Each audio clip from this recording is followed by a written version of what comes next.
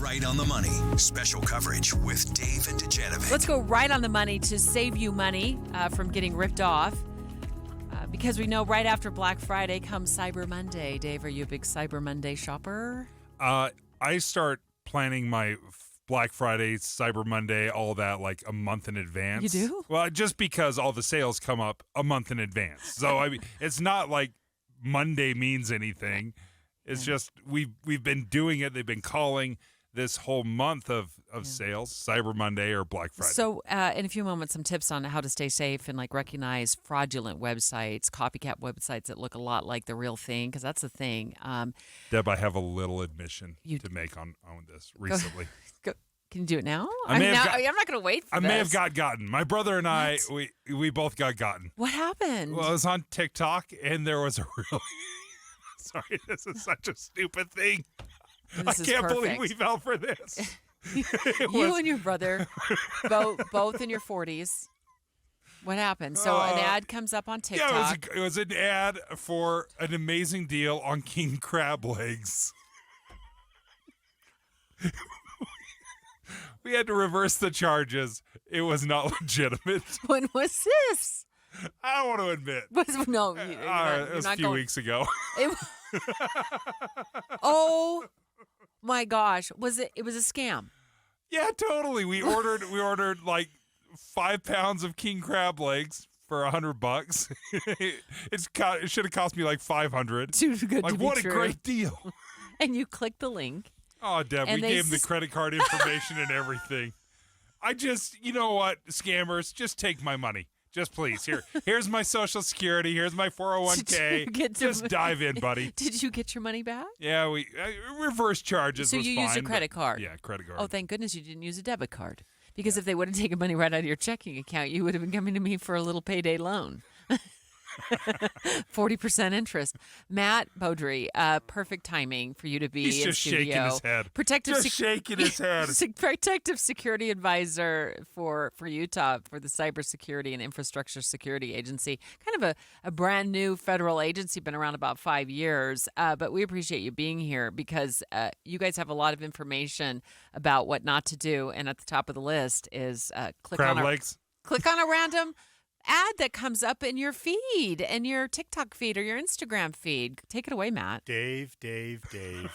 Just so you know, it's the first I've heard judgment. of it. No judgment, but you are our poster child. So thanks for leading us into this segment. It's awesome. I mean, really, you hit the nail on the head.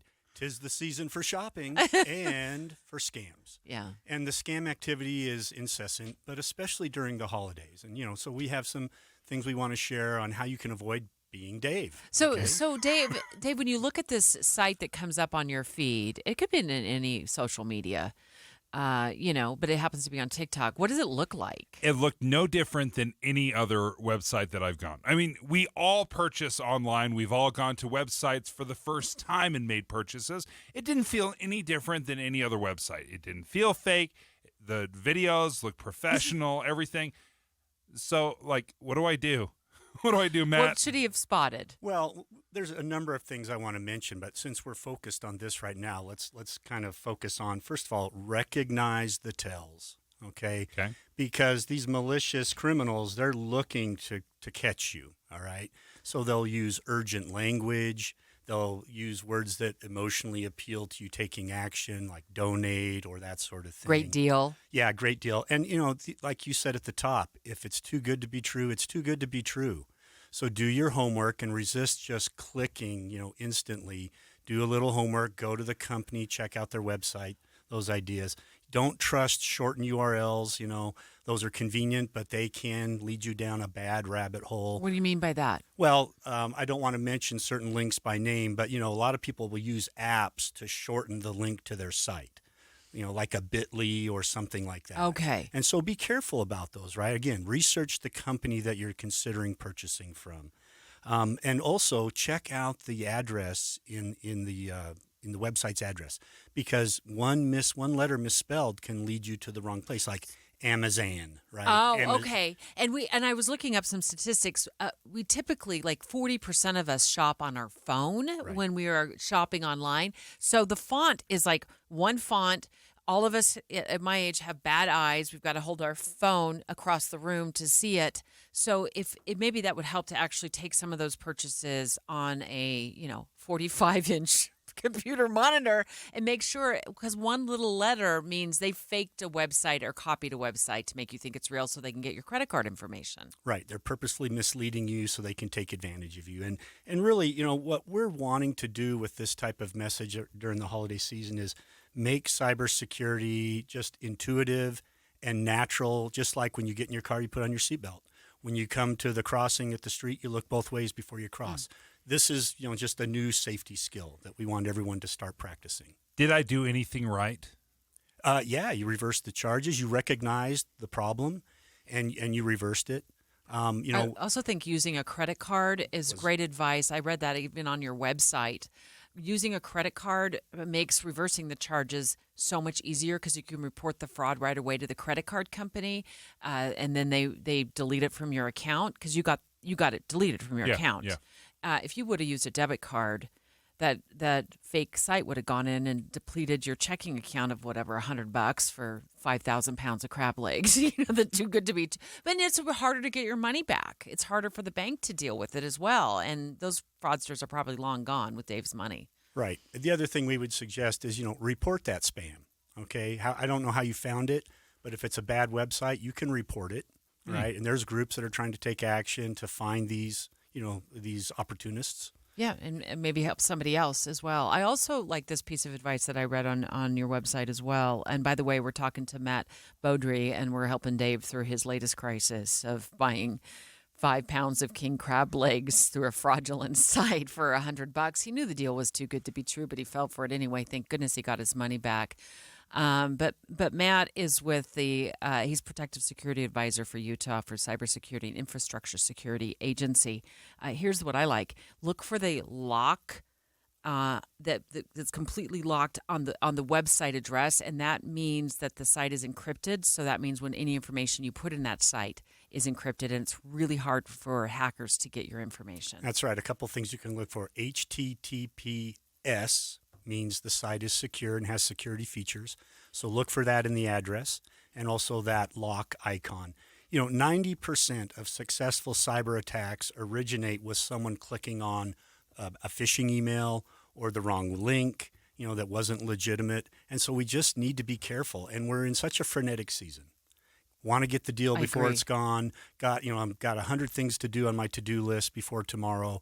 You got to take a breath and be careful. Well, and the dangerous thing is the words they're using.